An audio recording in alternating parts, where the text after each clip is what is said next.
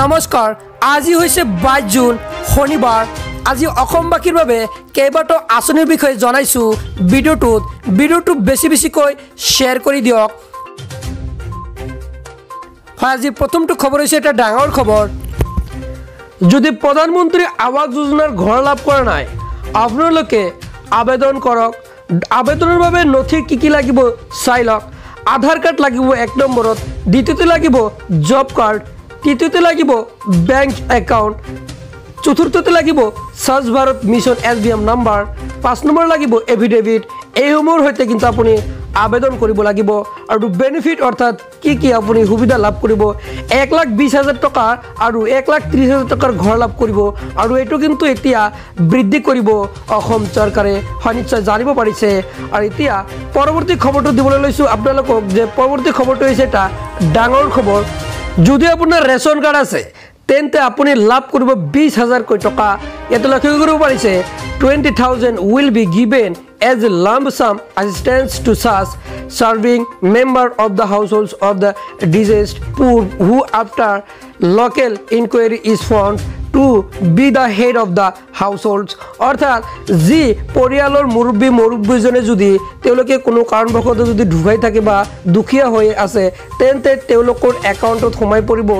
20,000 কোটি টকা হয় নিশ্চয় আপুনি ইয়াৰ সুবিধা লবলৈ হলে কিছুমান ডকুমেন্টৰ প্ৰয়োজন হ'ব ডেথ সাৰ্টিফিকেট অৰ্থাৎ মৃত্যু হ'ব লাগিব তাৰ পিছত প্ৰুফ অফ আইডেন্টিটি আপুনি যে দুখিয়া তাৰ এখন প্ৰমাণ থাকিব লাগিব অৰ্থাৎ ইনকাম সাৰ্টিফিকেট থাকিব লাগিব 3 নম্বৰ প্ৰুফ অফ এড্ৰেস তাৰ পিছত 4 নম্বৰ বিপিএল কার্ড বা রেশন কার্ড কিন্তু আপনার থাকিব লাগিব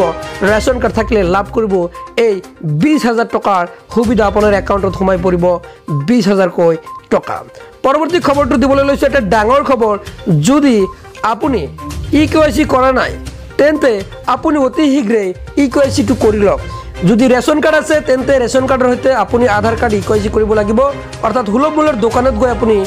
কেৱাইসি কৰিব লাগিব সময়সীমা 15 জুনৰ পৰা 25 জুন অৰ্থাৎ আজি হৈছে 22 জুন আপোনাৰ হাতত মাত্ৰ 3 দিন বাকি আছে এতিয়া আপোনালোকে ইকেৱাইসি কৰক যদি ইকেৱাইসি কৰা নাই আপোনালোকে জৰ পৰা ৰেশন লাভ কৰি আছে অৰ্থাৎ সুলভ মূল্যৰ দোকানত যাওক তাৰ পিছত আপুনি ইকেৱাইসি কৰি লওক পৰৱৰ্তী খবৰটো দিবলৈ লৈছে এটা ডাঙৰ আপডেট যে আত্মসহায়ক মহিলাসকলৰ বাবে আহি গল ভাল খবৰ মহিলাসকলে যিসকলে এছএমএছ পোৱা নাই তেওঁলোকে কি কৰিব লাগিব ভাবে জনাই আছো আত্মসহায়ক 10,000 টকা সোমাব একাউণ্টত 10,000 টকা পাবলৈ কি কৰিব লাগিব জানিবলৈ ভিডিঅটো এটা এতিয়া শ্বেয়াৰ কৰক যিসকলে মেছেজ পোৱা নাই তেওঁলোকে কি কৰিব লাগিব সবিশেষ মই জনাই আছো মুখ্যমন্ত্ৰী হিমন্ত বিশ্ব শৰ্মাই কৈছিল যে ইলেকশ্যনৰ পিছত একাউণ্টত সোমাব 10,000 টকা অৰ্থাৎ 15 আগষ্টৰ আগতে সোমাব 10,000 টকা ইতিমধ্যে অসমৰ সকলো জিলাতে ভেৰিফিকেশনৰ কাম আৰম্ভ কৰিছে গোটৰ মেছেজ আহিবলৈ ধৰিলে আপুনি মেছেজ পালেনে কমেন্ট এটা কৰি জনাব যিসকলে মেছেজ লাভ কৰিলে সকলোৱে ডিবিটি লিংক কৰি ৰাখক আৰু যিসকলে মেছেজ পোৱা নাই তেওঁলোকে কেইদিনমান অপেক্ষা কৰক মেছেজ কিন্তু আহিব যদি মেছেজ নাহে চিন্তাৰ কোনো ধৰণৰ কাৰণ নাই সকলোৱে লাভ কৰিব 10,000 টকা আৰু 10,000 টকা পাবলৈ তলৰ কিছুমান চৰ্ত আছে সেইবোৰ মানিব লাগিব